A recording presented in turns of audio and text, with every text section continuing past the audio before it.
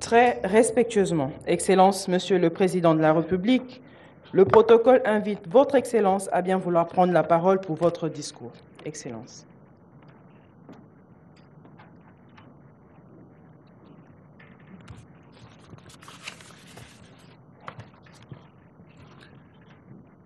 Honorable Président de l'Assemblée nationale, Honorable Président du Sénat, Madame la Première ministre, chef du gouvernement, honorables députés nationaux et sénateurs, Mesdames et Messieurs les membres du gouvernement, Mesdames et Messieurs des corps constitués, Mesdames et Messieurs les ambassadeurs, chefs de mission diplomatiques et représentants des organismes internationaux, Monsieur le Président de l'Assemblée provinciale de Kinshasa, Monsieur le gouverneur de la ville de Kinshasa, Mesdames et Messieurs les journalistes et professionnels des médias, distingués invités, Mesdames et Messieurs.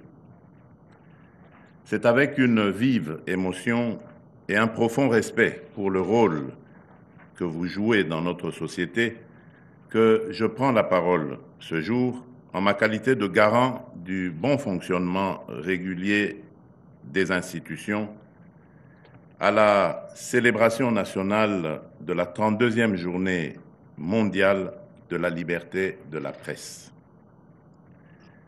Cet événement, célébré chaque 3 mai, est un moment de réflexion, d'évaluation, d'engagement et de solidarité envers vous, journalistes, qui portez la lourde et noble responsabilité d'informer, d'éclairer et de défendre la vérité, parfois au péril de vos vies.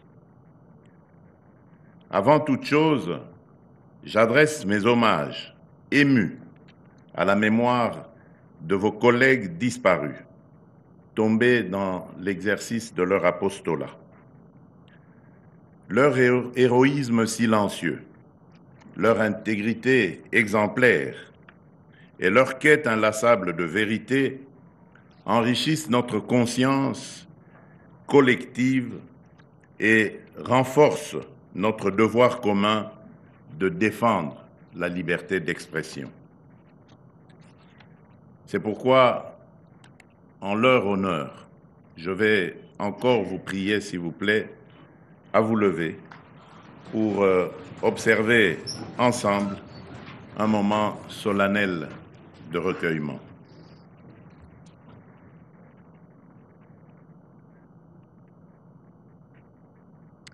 Je vous remercie.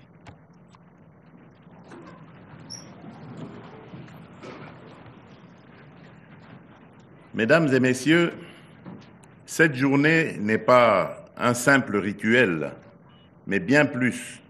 C'est un acte d'engagement solennel et un moment de veille collective pour un meilleur horizon. Car célébrer la liberté de la presse en République démocratique du Congo, aujourd'hui plus que jamais, c'est affirmer avec force notre attachement indéfectible à la démocratie, au pluralisme médiatique et à l'accès à la vérité, et ce, en dépit des tempêtes qui nous assaillent. La liberté de la presse est un pilier fondamental de toute démocratie digne de ce nom. En République démocratique du Congo, nous avons fait de ce principe une priorité, car une presse libre est le miroir de la société, la gardienne de nos valeurs et le porte-voix de notre peuple. Dès mon accession à la magistrature suprême, j'ai toujours affirmé mon engagement à protéger cette liberté, à promouvoir le pluralisme médiatique et à garantir un accès équitable à une information fiable et transparente. Le thème retenu cette année pour ce Forum national sur la liberté de la presse et de l'information est à la fois actuel et redoutablement pertinent. Le journaliste congolais face aux défis de l'intelligence artificielle, information et désinformation en ce temps de guerre, d'agression rwandaise. Jamais l'information n'a circulé aussi vite. Jamais la désinformation n'a été aussi pernicieuse. Et jamais la frontière entre les deux n'a été aussi fine. Alors que notre pays fait face à une agression extérieure brutale qui viole notre souveraineté, il doit simultanément faire face à une autre guerre, plus insidieuse, celle de la manipulation, de la propagande et du brouillage de la vérité. Cette guerre de l'information, où la vérité est systématiquement prise pour cible, est exacerbée par l'irruption de technologies de rupture telles que l'intelligence artificielle, qui bouleversent en profondeur les modes de production et de diffusion de l'information. Sur les réseaux sociaux, les discours politiques ou à travers des images fabriquées de toutes pièces, des outils d'intelligence artificielle sont utilisés avec une sophistication croissante pour semer la confusion, nourrir le doute et déstabiliser les esprits. Certes, l'intelligence artificielle est une révolution technologique qui transforme notre monde à une vitesse fulgurante, car elle offre des opportunités extraordinaires pour les médias, des outils pour analyser des données complexes, pour produire des contenus plus rapidement ou encore pour atteindre un public plus large. Mais elle comporte aussi des risques majeurs, notamment celui de la désinformation. Ces dernières années, notre pays a été la cible de fake news, des deepfakes et des campagnes de désinformation, souvent orchestrées par des acteurs extérieurs, visant à minimiser les crimes commis contre notre peuple et à détourner l'attention de la communauté internationale, à alimenter la méfiance envers les institutions de la République, à attiser les divisions au sein de nos communautés locales et à affaiblir notre cohésion nationale. En illustration de mon propos, je ne peux passer sous silence les nombreuses manipulations médiatiques autour du partenariat stratégique en cours de finalisation entre la République démocratique du Congo et les États-Unis d'Amérique concernant la valorisation de nos minerais critiques. Certains discours, parfois à tort, un prétendu bradage de nos ressources naturelles. Ces allégations sont naturellement infondées, mais relèvent souvent de campagnes orchestrées pour affaiblir notre souveraineté économique et miner les efforts de repositionnement stratégique de notre pays sur la scène mondiale. Je tiens ici, devant vous, à réaffirmer solennellement ce que j'ai toujours défendu. Jamais, mais au grand jamais, je ne braderai les richesses de la République démocratique du Congo.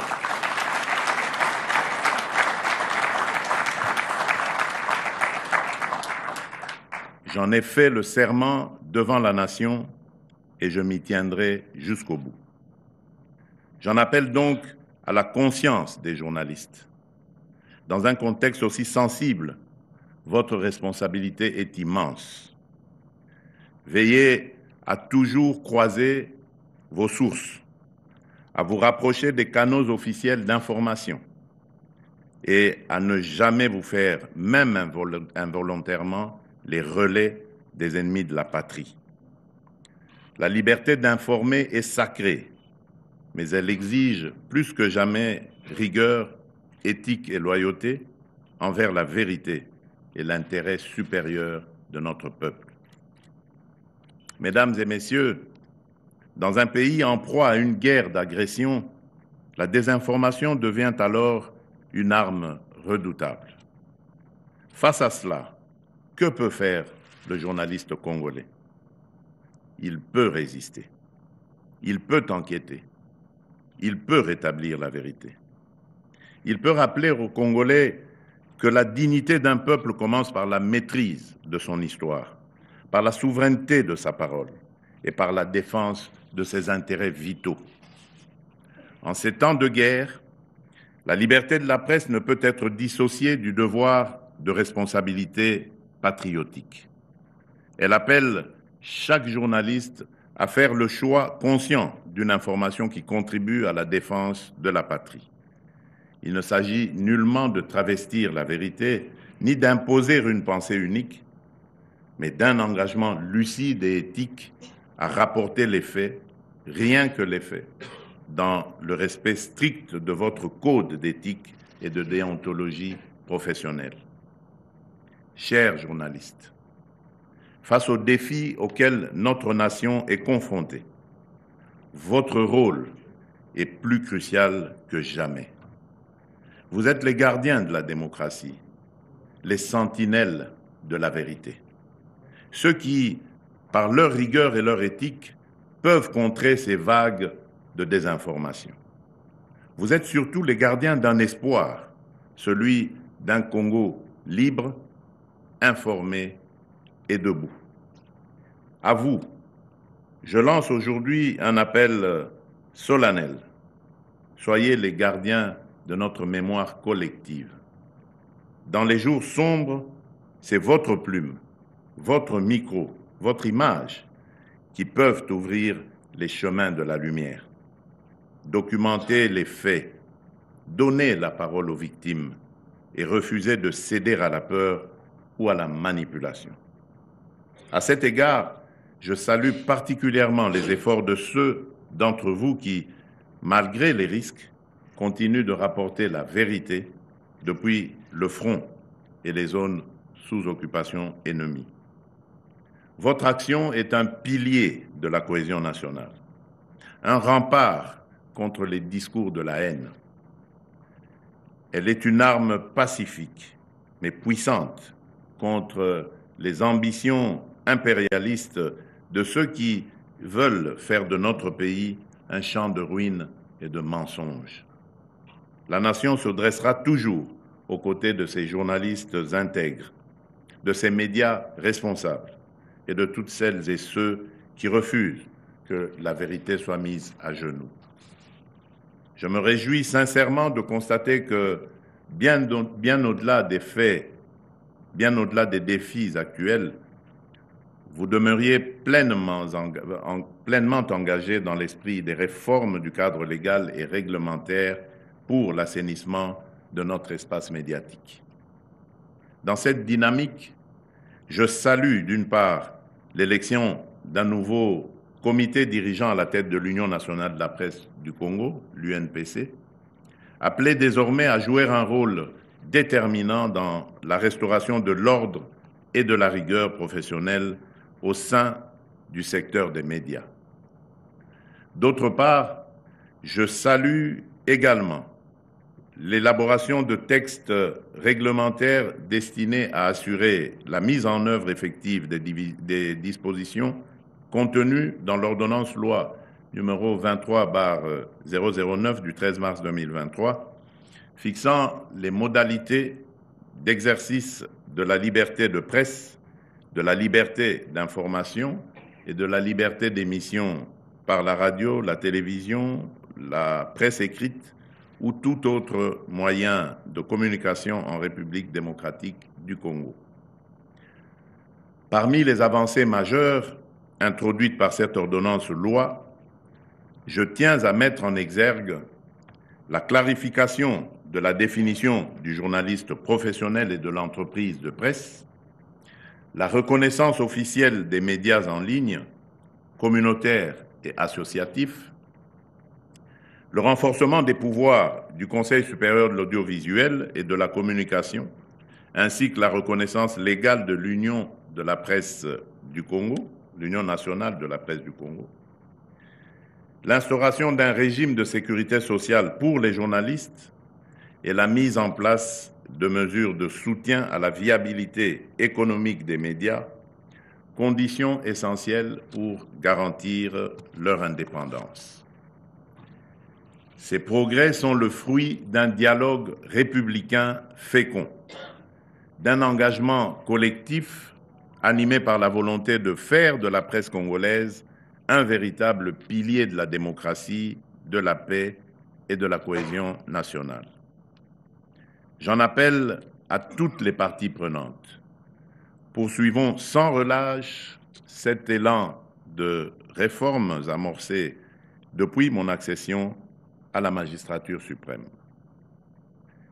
Œuvrons ensemble pour qu'il porte davantage de fruits au service d'une presse réellement libre, indépendante, éthique et professionnelle, respectueuse des règles déontologiques, des bonnes mœurs et des lois de la République. Il nous revient, dans cet esprit de responsabilité collective, de consolider nos acquis, d'approfondir les réformes entreprises et de renforcer notre résilience commune. Car c'est ainsi que nous parviendrons à garantir durablement un environnement médiatique libre, sécurisé et responsable, véritable socle de la vérité, de la justice et de la démocratie en République démocratique du Congo. Je conclus mon propos en rappelant cette évidence. Il n'y a pas de paix durable sans liberté de la presse. Il n'y a pas de démocratie réelle sans pluralité de l'information. Il n'y a pas de république forte sans journalistes debout. En cette journée solennelle, je vous appelle à rester vigilants, solidaires et résolument engagés dans cette bataille essentielle pour la vérité, la justice et la dignité du peuple congolais. Que Dieu bénisse la République démocratique du Congo et que vive la liberté de la presse. Je vous remercie.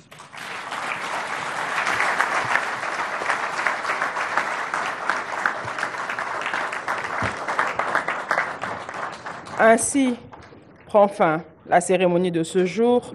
Nous prions l'assistance de bien vouloir se lever pour saluer la sortie du chef de l'État. Je vous remercie. Mesdames, Messieurs, nous avons suivi